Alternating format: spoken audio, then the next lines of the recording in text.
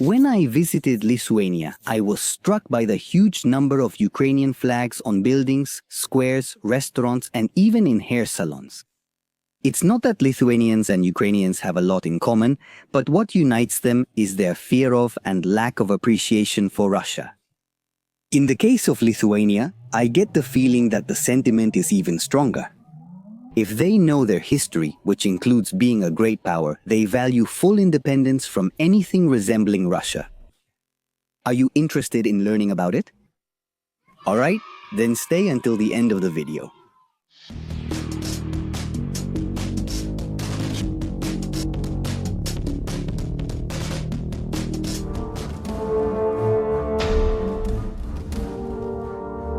To understand the origin of Lithuania, you have to understand the origin of the Baltic peoples, which actually aren't just Latvians and Lithuanians. And that's it. The eastern area of the Baltic Sea, which you see on screen, and which today is nicknamed the NATO Lake. It was inhabited around 3000 before Christ by Uralic peoples, that is, people related to today's Finns and Estonians.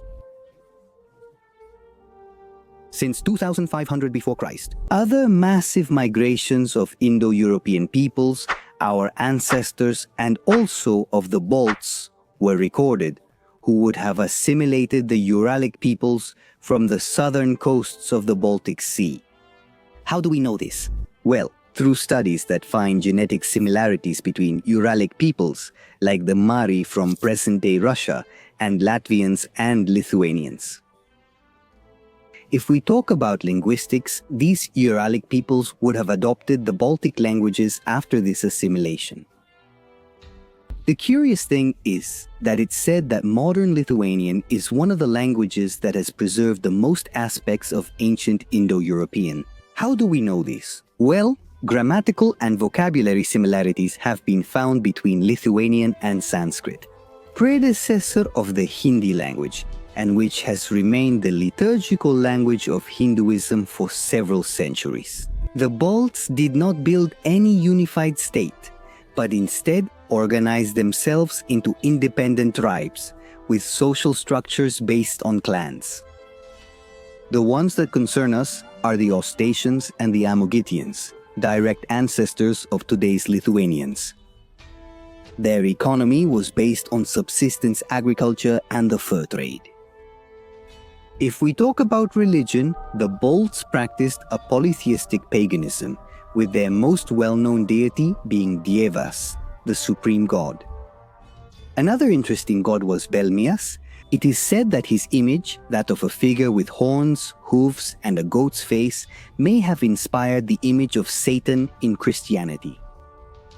The Balts maintained their beliefs until the late Middle Ages, which is why they are considered the last pagans of Europe.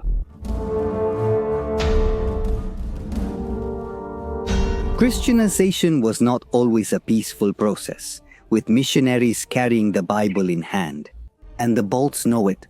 At the end of the 12th century, Pope Alexander III authorized the Baltic Crusades. Sweden, Denmark, and the German Teutonic Knights, who first settled in what is now Estonia.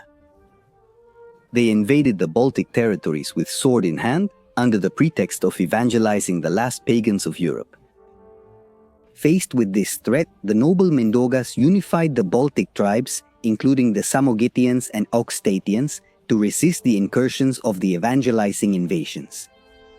In 1253, Mindaugas agreed to be baptized and to accept Christianity.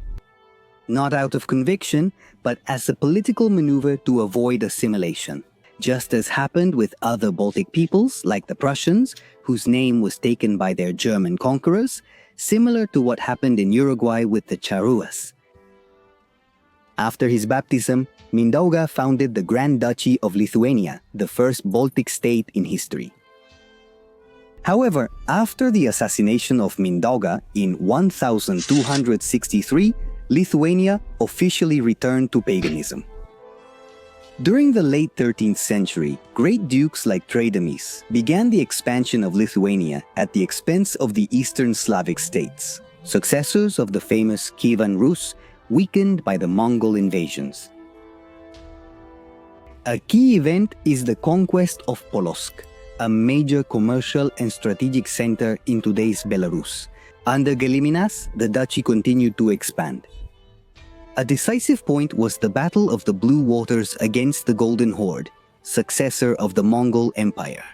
Through this, they gained control of Kiev and later access to the Black Sea. We then arrive at the greatest splendor in Lithuanian history. A few years later, in 1386, Duke Hagalon converted to Christianity again, not because he wanted to pray the rosary, but for political convenience. This way, he was able to marry Queen Eduviges of Poland, changing his name to Vladislav. What followed was the dynastic union between Poland and Lithuania. This pact began the gradual Christianization of the country, the last pagan state in Europe.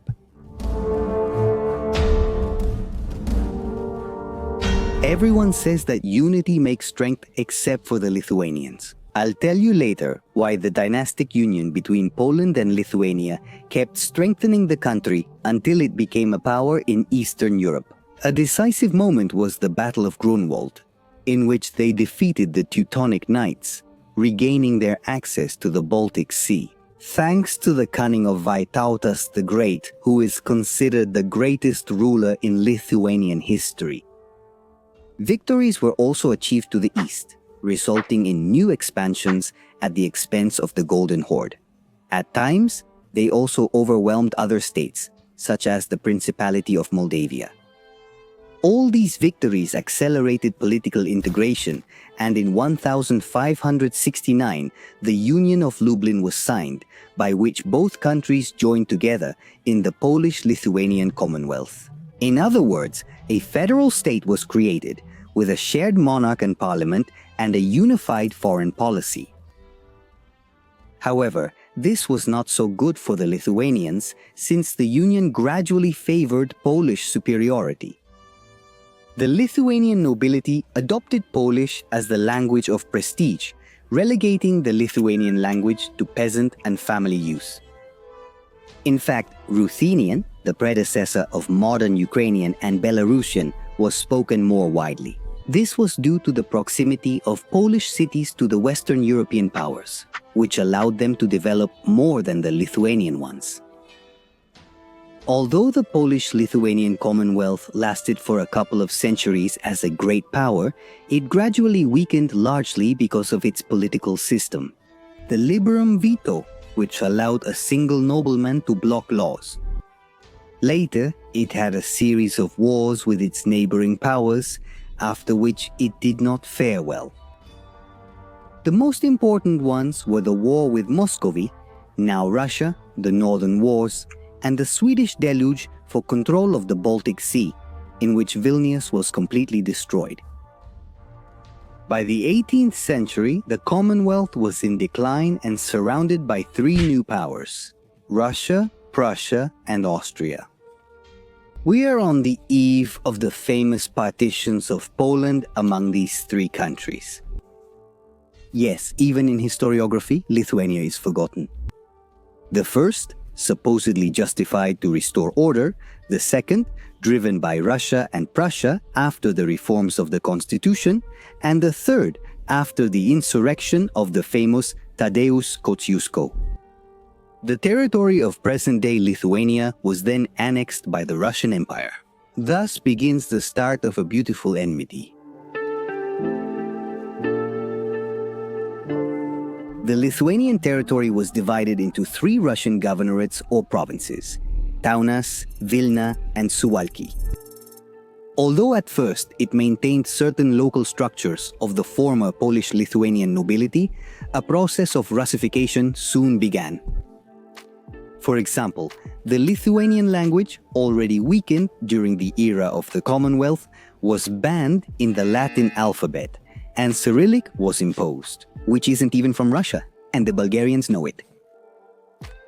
Likewise, Russian emigration was encouraged from Moscow, and the Orthodox Church was strengthened against Lithuanian Catholicism. As every action has a reaction, the Lithuanian national awakening emerged, with figures like Jonas Vasanavičius, who promoted Lithuanian identity during the height of the nationalist era. Already during the 20th century, the Russian Empire began to falter, and the Lithuanians knew it. During World War I, Lithuania was occupied by Germany in 1915. 2 years later, the Russian Revolution broke out, which weakened Tsarist control. This was the perfect opportunity to seek independence, which was declared in February 1918. At first, it was under the shadow of Germany and without clear borders. Berlin's defeat left a power vacuum that was taken advantage of by the neighbors. Although Soviet Russia recognized Lithuania, the newly revived Poland invaded the country, claiming some territories. Yes, once friends, now enemies. After the victory, Poland kept some territories, including Vilnius. Lithuania was then born with these borders. The brief history of the First Lithuanian Republic centers on the lack of diplomatic relations with Poland until 1938, due to the dispute over the territories that followed the war. You know, a constant source of tension that never erupted again. In domestic politics, Lithuania experienced a brief democratic period, which ended in 1926 with a coup d'etat led by Antanas Smetona, who established an authoritarian regime. Although modernization was promoted, the country remained largely rural. The big problem was being a small and weak country in an era of powers that hated each other. The Soviets and Nazi Germany had already planned the division of several territories in the Ribbentrop-Molotov Pact, in which Lithuania was to be conquered by the Nazis. However, Germany only demanded the cession of Klaipėda, which had been taken during the First World War, and it was handed over without resistance. Later, there was an additional protocol that ultimately changed the spheres of influence. Germany was able to occupy more Polish territory in exchange for Lithuania, falling under the sphere of influence of the Union of Soviet Socialist Republics. Immediately afterwards, in October 1939, Moscow pressured Lithuania to allow Soviet troops to enter in exchange for recovering Vilnius from Poland through a mutual assistance treaty. Kaunas agreed, thinking that this would safeguard its sovereignty. Poor, naive. In June 1940, after the French defeat at the hands of Germany, Moscow presented an ultimatum to Lithuania, accusing it of violating the treaty. Unable to resist, the Union of Soviet Socialist Republics occupied the entire country. Lithuania loses its independence once again, but just as Russia trolls, it also gets trolled. Germany breaks the Ribbentrop-Molotov Pact and invades its communist enemy through Operation Barbarossa, after which it occupies Lithuania. However, as even the dumbest person knows, the Union of Soviet Socialist Republics reverses the outcome of the war and expels the Germans after the counteroffensive that culminated, as you know, with the destruction of Berlin. So you can see that the Soviets weren't that bad either. They handed over the territory of Vilna to the newly formed Lithuanian Soviet Socialist Republic, which, as you may recall, had been occupied by Poland since 1920, as well as Klaipėda, which had been taken from Germany. That's how the current Lithuanian borders were established. If the first Russification was that intense, the second Sovietization was even more so. Land and industries were nationalized, agriculture was collectivized, opponents were repressed, and Russian migration to the country was encouraged.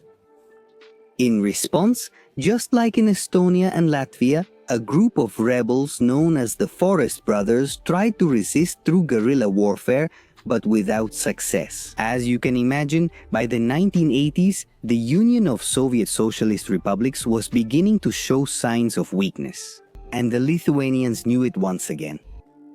With perestroika and glasnost, organizations like Sąjūdis emerged, demanding reforms and sovereignty. ordinary Lithuanians, just like Estonians and Latvians, also did their part. In August 1989, the Baltic chain was formed, a human chain 600 kilometers long that crossed Estonia, Latvia, and Lithuania. A unique peaceful protest for independence. And yes, that's why the Baltic triplets have so much history and identity in common. In this context, the Supreme Soviet of Lithuania proclaimed the restoration of independence in March 1990, becoming the first of the 15 SSRs to do so. Although the dying Union of Soviet Socialist Republics responded with economic blockades, it ended up collapsing a few months later, and it had no choice but to remember, to recognize Lithuania's independence. Just like Latvia and Estonia, Lithuania began a rapid move toward the west during its period of independence. In the following years, it joins the European Union and NATO, and today it is one of the countries that has most strongly condemned the invasion of Ukraine, because just like its two triplets, it is vulnerable to a Russian invasion. Especially if Moscow decides to block the Suwalki corridor. So, as you can see, Lithuania went from being a medieval power to a country that lost relevance in modern geopolitics. And that is now dependent on the protection of the larger Western countries. The distrust toward Russia is still present, and with good reason.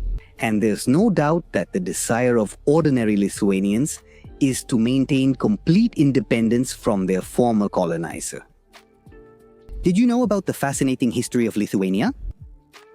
Remember to comment and subscribe to the channel. Also, I'm leaving my social media links in the description. And in case you want to watch the new videos at the premiere and have more interaction with me, your donations on Patreon, Una Manito Net, or channel memberships are welcome. See you next time.